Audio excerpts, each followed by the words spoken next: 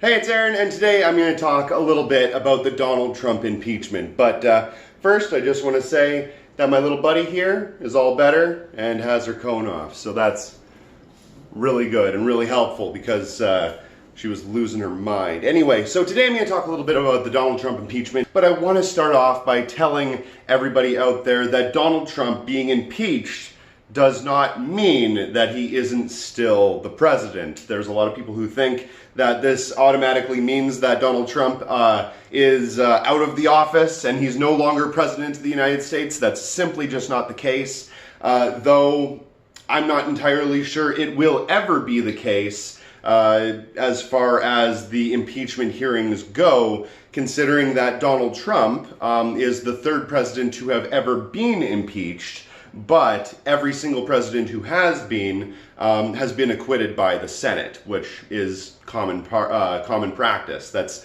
kind of just the way things work every time a president has ever been impeached. So it's very likely that Donald Trump isn't going to be taken out of the office from this impeachment, and it might cause a whole lot of problems. Now, my opinion on the impeachment, I'm going to talk about that at the very end. But as far as the rest of this video goes, I'm going to talk a little bit about how some of this is going to play out and how some of it has played out already. Now, the one thing that I want to get off my chest right off at the very start is that doing this to Donald Trump, to me, feels a lot like caging a wild animal. Now, Donald Trump is very much a person that acts and reacts based on instinct. There isn't a whole lot of head thinking, there's a lot of gut thinking.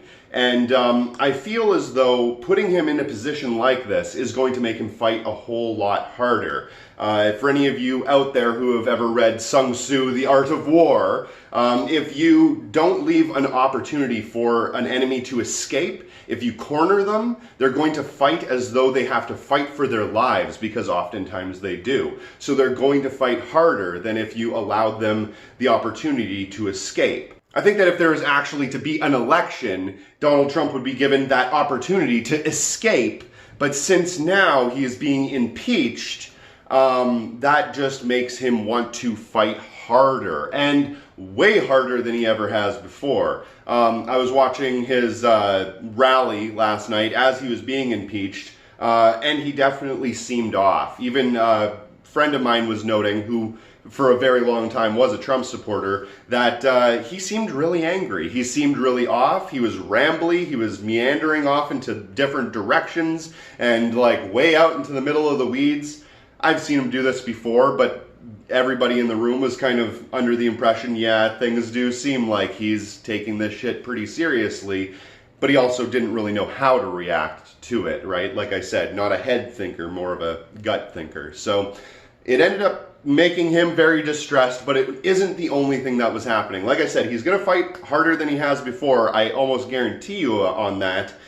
Hear me now, quote me later. But as it was happening, oh boy, all kinds of misdeeds were being done under the table in shady ways. So the conservatives, obviously, like a lot of us expected, were going to play damage control, like they always do whenever something like this happens. Like this. It's an impeachment. It's only happened 3 other times. But I mean, every time Trump gets himself involved in some sort of crazy drama, the conservatives are always playing damage control. But this time, since all of the Democrats were so distracted with this impeachment hearing, Mitch McConnell, I believe it was, and a bunch of other Republicans started sneaking through a lot of things under the radar. For example, sneaking through almost a dozen federal judge nominees and basically stacking the deck against the Democrats, just making all of these federal judge nominees Republicans.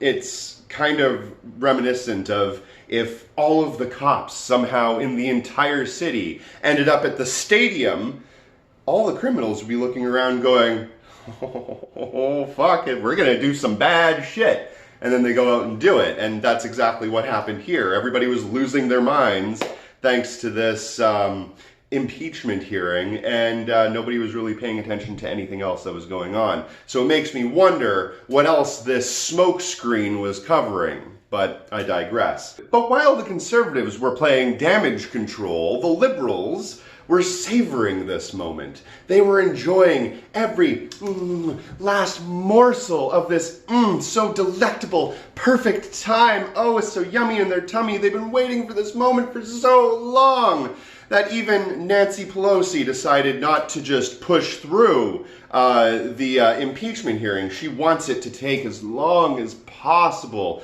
just to savor that moment.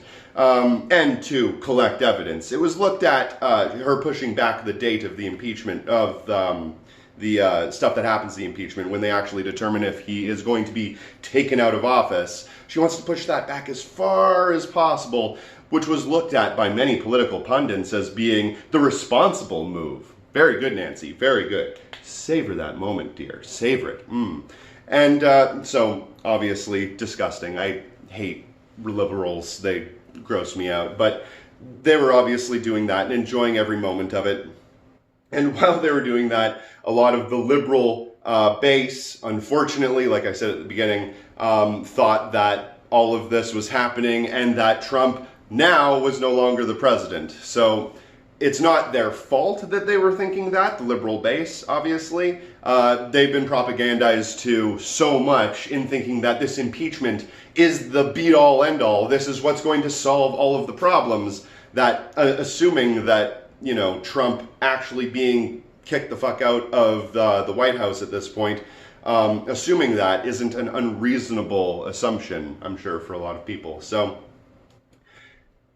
but this is what brings me to the main point of the entire video, is that everybody's propagandized so much because this is nothing more than a fucking game. Guys, gals, and N pals, it's nothing more than a big fucking circle jerk. It's like Risk, it's like Game of Thrones, or Warhammer, or like a fucking beer pong match. That's all this is. It's just a way for everybody to become distracted. It's all political wonkery with a bunch of people wonking each other off. The thing is that all of this is so complicated and so complex that normal people don't understand even what the hell is going on. It's like some political genius way off in the back of some library somewhere, every time something like this happens, has to pull out an old dusty fucking book and blow it all off so they can flip to an unknown page that nobody's heard about in fucking centuries, so they can tell you about the wonkery that is involved with this impeachment process, or whatever process they want to basically bring about to change or fix this situation. But none of it is actually going to solve any problems. Like I was saying a moment ago, while Donald Trump was being impeached by the Democrats, the establishment Republicans were doing whatever the fuck they wanted to get through all of these judges to stack the deck anyway. They are always going to do that because that's what's going on here. The Democrats are paid to lose while the Republicans are paid to push through heinous shit. But they all essentially work for the same team. That doesn't mean that one side isn't going to push through better policies, and sure, of course, the Democrats sometimes will, but none of those policies are going to amount to enough to change the system. And that's why this impeachment hearing, though it is so awesome to hear that the bad man is finally getting his ass kicked the fuck out, isn't going to amount to a whole hell of a lot when we already have this establishment in its place that's been created to hold us down. Yes, impeachment is going to be a little bit of a benefit. Harm reduction is a thing, and getting Trump out of there might help some things a little bit. But that doesn't mean that it's going to fix any of the problems fully, and we have to be getting engaged and on board right now and doing real things and not just relying on this political wonkery, this political fiction that somehow impeachment or any one of these little democratic methods that the United States has employed is going to make any difference, because it's been put in place for the simple fact of keeping control of the people. If it wasn't For those reasons, then none of this would exist in the first place. And you can see that by how complicated it all is. It's very reminiscent of an ancient monarchy and their wacky traditions, like having to fetch a sword from a lake and exchange it to the lady in the river for 5 stones, which have to be placed in individual volcanoes all across the land. So then we can finally determine who the next prime minister is going to be. None of this makes sense. It's all a bunch of jargon that doesn't amount to anything. What we need is to get rid of this ancient, antiquated, destructive system and actually replace it with something that works. That's the only way to solve this problem. Liberals want the Republicans to be impeached and kicked out of office so they can have the power, so they can make the decisions. But we don't need liberals or conservatives, Democrats, Republicans, whatever, to be making those decisions for us when we could be making them ourselves. That's the difference between having a king and having a democracy. We need the democracy back. We don't have it anymore. We need a revolution. Anyway, that's the way I look at it. If you do get a chance, please check out my Patreon. Every dollar does help fund this show. And thanks for watching.